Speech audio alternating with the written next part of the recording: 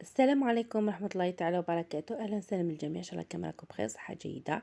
اليوم جبت لكم حلوة من الزمن الجميل، وحلوة بسيطة وسهلة ومعسلة تليق مع لاتاي.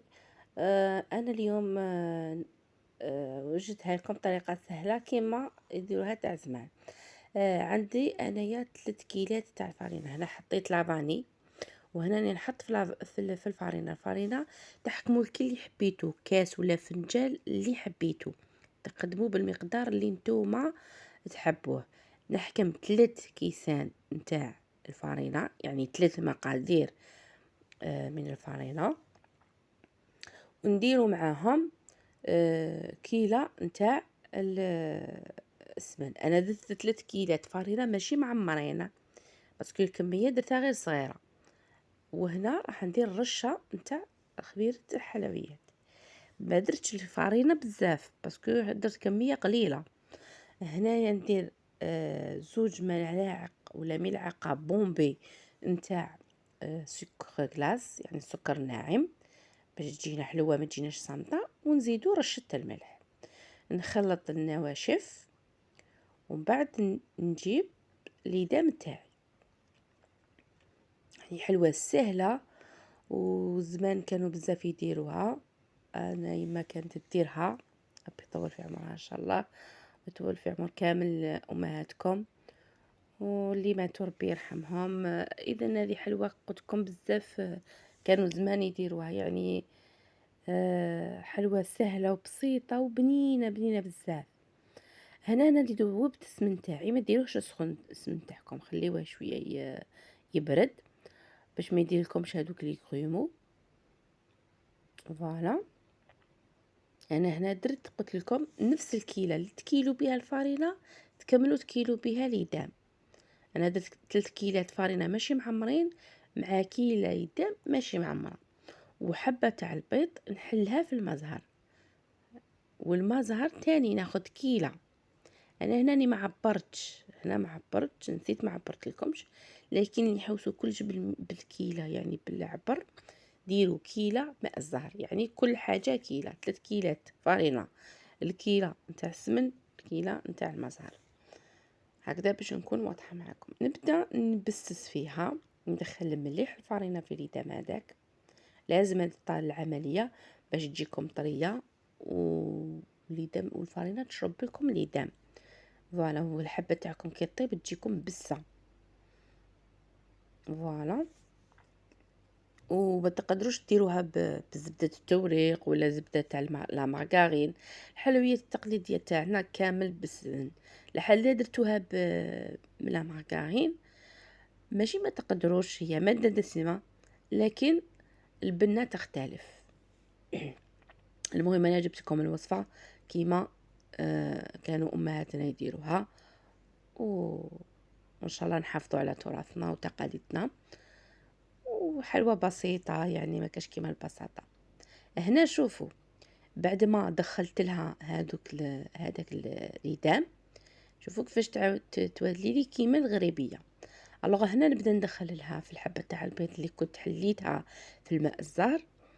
وانا بالعاني حليتها في الماء الزار باش ما تديليش هذوك الكتل الصفراء اللي يجوا في العجينه نتاع البيض هايدا. ونبدا نطم ونزيد في الماء الزار، نطم ونزيد في الماء الزار حتى تولي لي عجينه متماسكه شاده روحها.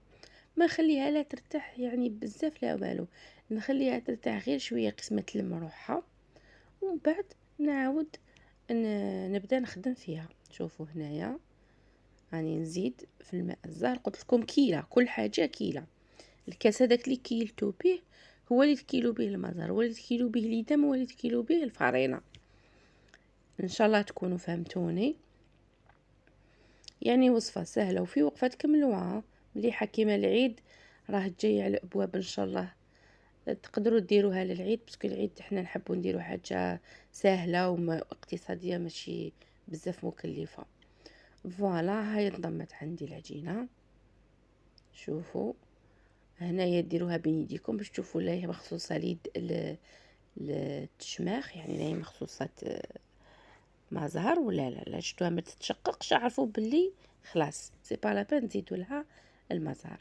طب ديروها في كيس وخلوها. هنا شفت بلي لازم لها زياده شويه، نزيد لها شويه ونطم ما نعجنش. شوفوا نطم، ندخل برك في الماء زهر لداخل العجينه، ما تعجنوش العجينه تاعكم باش توليكم الاستيكي، طموا فقط هكذا كيما راني ندير.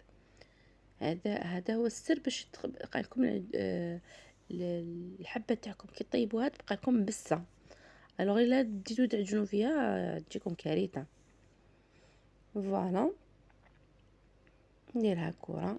هنا شوفوا نعاود نتيستي هكذا باش تفهموا عليا، باش وحده مبتدئه تعرف ديرها وتنجح لها. نبدا نفتح بعد ما تكون ارتاحت لي العجينه، نحكم الجريوره. شتو دوك نديرو بها قريوش، هنا ما صورتها لكمش بس انا ما تعرفوها كامل. نحكم الجراره تاعي ولا الجريوره، كل واحد شي يقولها، ونبدا ندير في شرائط. السمك تاعها تكون رقيقه يعني، والعرض تاعها 1 إلى 1.5 سنتيمتر. ما ديروهاش عريضه بزاف، ما ديروش الشريط عريض بزاف. ندير شرائط كيما راكم تشوفوا، نحل كامل العجينه تاعي ونديرهم طوال باش كي نبدا نرولي في الحبه.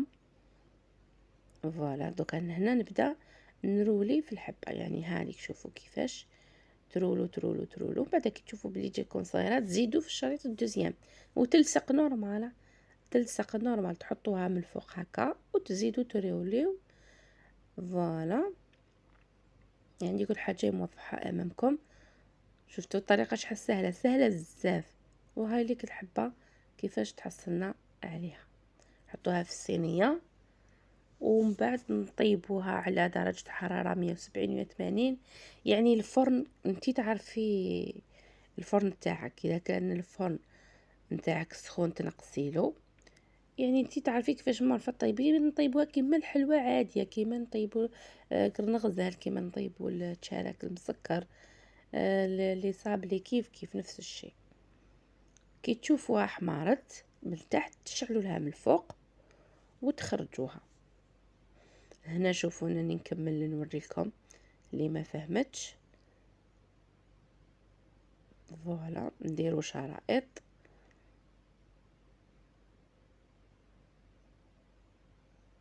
وكاينين اللي يديروا لها الكاوكاو من تحت.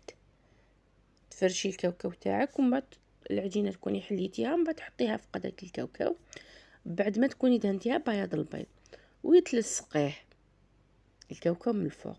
بعد كي تبداي ترولي تجيك من برا فيها الكاوكاو. انا حبيت نديرها لكم بطريقه اقتصاديه، وكاين ما يكونش عندها الكاوكاو تعجز تشريه.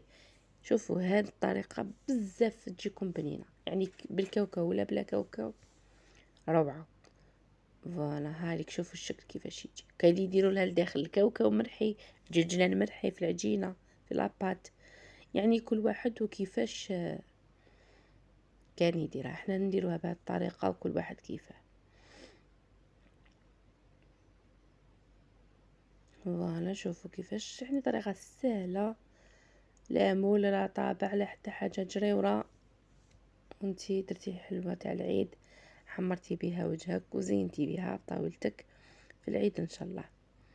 هاي ليك شدوا جيت لكم السنيوه كيفاش استفتهم فيها. هاي ليك الطريقه هنايا موضحه خير.